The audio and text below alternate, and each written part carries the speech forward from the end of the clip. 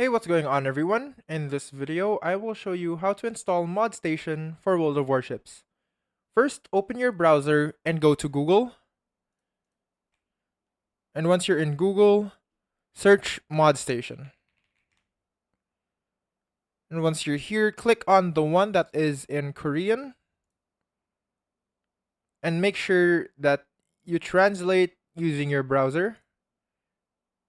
And it will lead you here to the translated version.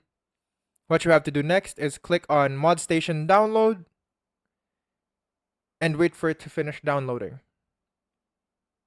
Once it's done downloading, open the setup and go through the installation process.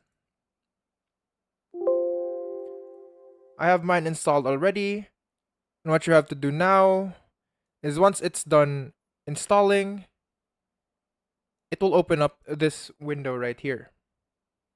What you have to do next is direct the ModStation to your game files.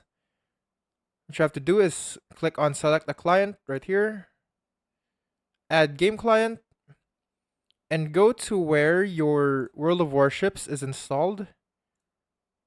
For me, I'm going through the Steam library since I installed it on Steam, but for you, it might be different. As you can see here, I have selected my game client. Once I've done that, I click on select some mods. And here we can see different types of mods. These are lists of improved minimaps, crosshairs, port UI enhancements, and ship info panels. Simply check the boxes of the mods you want, and then once you're done, click on install. So let's check one right here.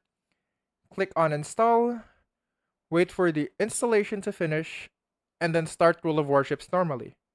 Your mods will now be active in-game.